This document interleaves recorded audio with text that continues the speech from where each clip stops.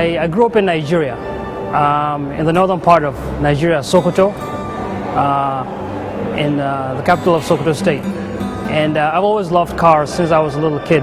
And my brothers and dad also loved cars a lot. And I love drawing, so I thought I'd put the two together to really go into car design.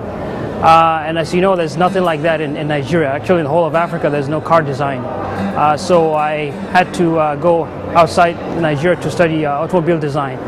When he arrived in the USA, Jelani Aliyu, like many newcomers to a different country, had some challenges. The hardest thing, I think, was the weather. Especially, I came in the middle of January.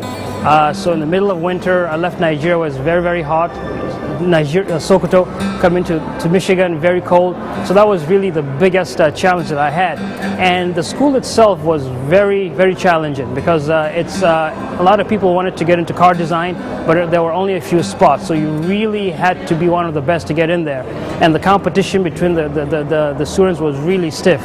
Despite these challenges, Jelani excelled as a student and left a memorable impression among his teachers and fellow students.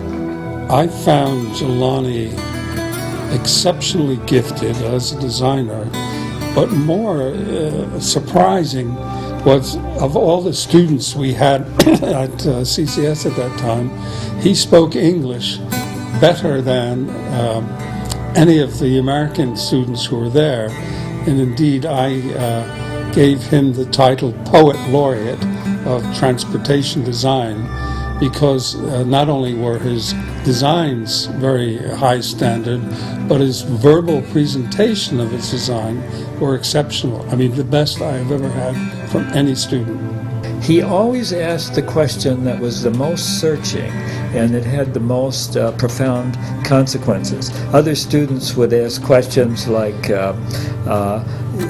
if we see this building, can we assume that it's in 1910? And Jelani, his question would be more like, what characteristics of 1910 buildings allow me to identify them? You see, there's a greater depth and a greater searching on his part than most of my students. And the other students, I think, it elevated the class as a whole because of that. Upon graduating from college, Jelani was hired by General Motors as a car designer. Today, he is one of the top car designers in the world, and his design philosophy is heavily influenced by his humble beginnings in northern Nigeria. You know, car design, because it takes quite a while between the time you come up with the concept, between that and the time it hits the road, it takes a while, so we're always dealing with the future. So in car design, you must be able to really look down the road, see what the competition is, and come up with solutions. And I personally, grown up in Africa, I take a lot of my inspiration from nature. And I try to pull from that and put into my designs.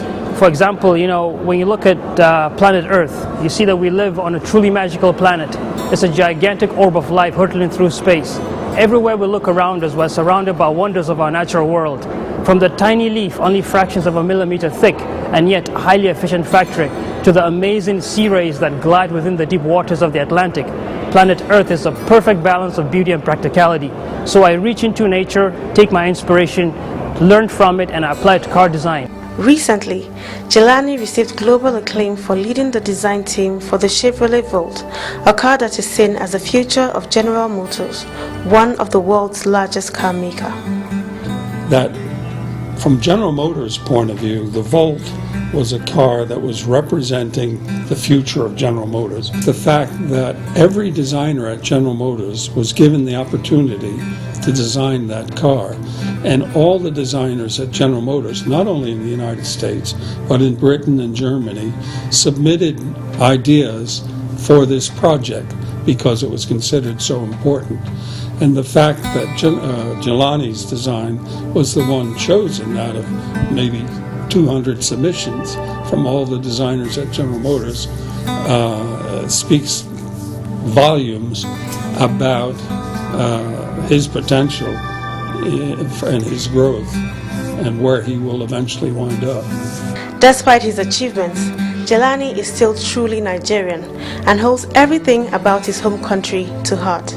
he is particularly troubled by the negative perceptions about Nigeria created in the global media. In life, everything has its positives and negatives, and you can find something wrong with any community, with any part of the world. And it's not right to really talk about the negative about Nigeria. The positive far exceeds the negative, and that's what I dwell on. I just keep focused, and I know people might think negatively, but there's a lot of Nigerians. I think Nigerians as a whole are doing good, and they're contributing significantly to the development of the United States, to the development of a lot of countries around the world, and most especially their own country. So I keep that as my focus, and I use that to just continue going forward. Jelani also has a lot of advice for other Nigerians like him that are working and making a living in other nations around the world. There's so much potential in Nigeria that really all the people from Nigeria living outside the country should really contribute to the development of that great nation. It is great, to live outside and make a living, but I think there's a if I could say spiritual call to really contribute to our roots. It's just amazing. I mean, each time I think of Nigeria and the potential that exists, the potential in the people, the potential in the land, it's just mind-boggling what could be done. And so Nigerians in the diaspora really need to look at that and know that there's a potential that they can, and this has to be, this is something that has to be done by both Nigerians inside and outside. But together, Nigerians everywhere can really make a big difference and make Nigeria one of the best countries in the world. In appreciation of Jelani's role as a worthy ambassador for the nation, the Nigerian Foundation of Michigan last year recognized him at the Independence Day dinner held in Detroit, Michigan.